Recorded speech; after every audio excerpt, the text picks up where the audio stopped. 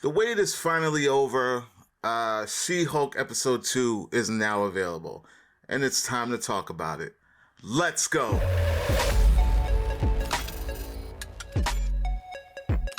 What's going on, everyone? Welcome to Klepcx FM, brought to you by CritiX.com, that place where we talk about movies, television, and pop culture. And if you're into that kind of thing, make sure you hit that subscribe key and that notification bell so you can be up to speed about everything that I talk about here. Now, ladies and gentlemen, boys and girls, it is time to recap and talk about, break down a little bit, She-Hulk episode number 2. It is available now on Disney Plus as of midnight on the West Coast, 3 a.m. on the East Coast where I am. So I had to wait a little bit later, or wake up a little bit earlier, I should say. And I'm here to talk about it. But before I talk about it in good fashion, let's recap how I felt about episode 1 leading into episode 2. So episode 1, as I said in my first review, if you guys haven't seen it,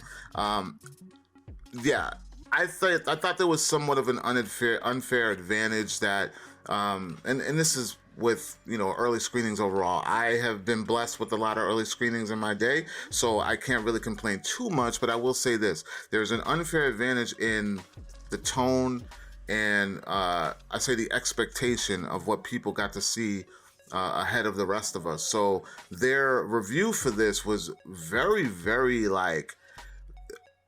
over the top, very positive. They call this thing extremely hilarious. They say that the comedic beats are so on point. The chemistry between Bruce and Jennifer were amazing, or are amazing. And a lot of that stuff, they're not far off. My only gripe with the first episode was that I didn't feel like it was all that hilarious or all that funny. It wasn't a bad episode. It just didn't hit comedically for me. It was just kind of just watching, a lighthearted drama, the way Marvel does things normally. And I was there for the ride. My only gripe was a little bit of the CGI, which a lot of people say it got better, but for me, it still looks a little video game-ish. She-Hulk looks very video game-ish. She's very robotic in movement when she's walking alongside regular human beings. The lips aren't moving really. It's a little bit, you notice it. You know what I mean? I it's nothing I could do. I could never do anything that amazing, but for me as a viewer, as the audience member, I can see the imperfections, and it's a little bit of a drag.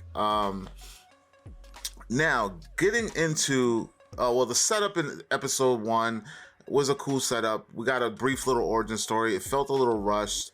It's only 30 minutes, 37 minutes, I believe the first episode was, and that's including the credits. So let's just break that down to like 34, 35 of content, real actual story. And I thought it was decent. The origin, I'm okay with the change. I'm okay with the way that they're making it fit into the MCU. And now let's jump ahead, because I don't want to spend too much time on episode 1.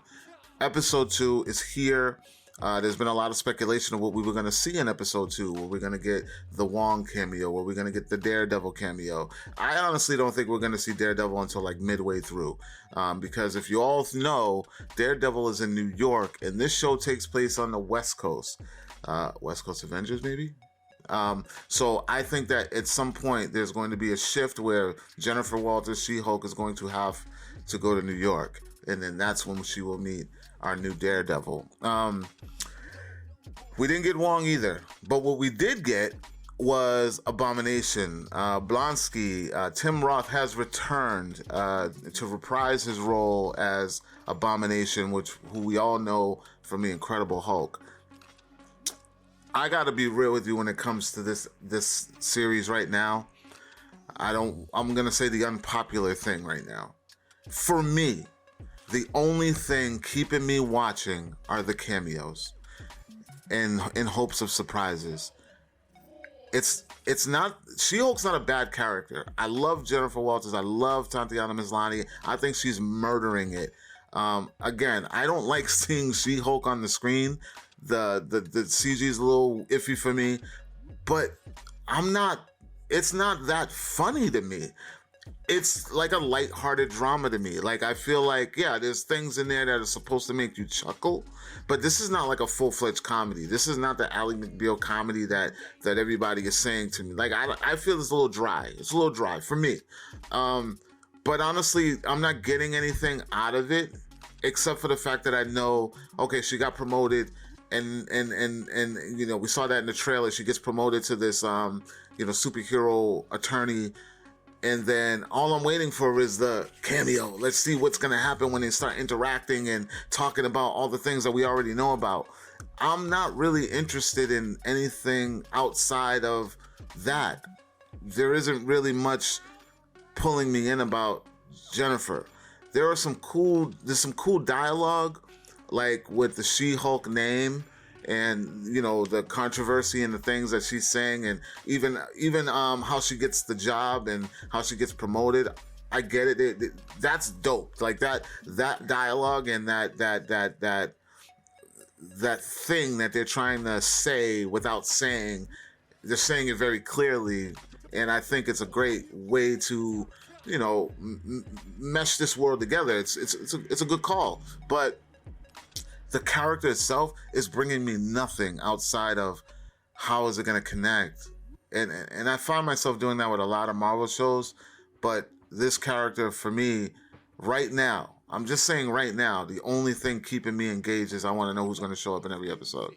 And the better parts of this episode for me was the Blonsky interaction with Jennifer Walters, because we got to see what he's been up to all this time. It's a character that, you know, a lot of people care about and miss. There's a lot of characters from that Hulk universe that deserve a second go-around or a third go-around or whatever you want to call it. But I think that was the better parts of this episode. And so far, that's all I'm watching for. I'm waiting to see who's going to pop up next. I'm not, you know, like I said, the disadvantage is the fact that, others got to enjoy 4 solid episodes back to back, so they got the tone, they got the feel, the richness, or the idea of what's going on all in one sitting. And for us, it's like piece by piece, and it's like, all right, that one's down, and it goes by so quick. I'm still gonna watch. I'm a Marvel head to listen. This shit could be complete crap, but I'm gonna show up every week until it's done, no matter what. I gotta know, what did you guys feel about episode 2 of She-Hulk? Are you on the same page with me? Do you have your own opinion? Please, I always love to conversate about these things. Drop your comments below, like, comment, share, make sure you subscribe. And for more movie news, television news, and pop culture, guys, check out wearecritics.com, and I will talk to you all later. Peace.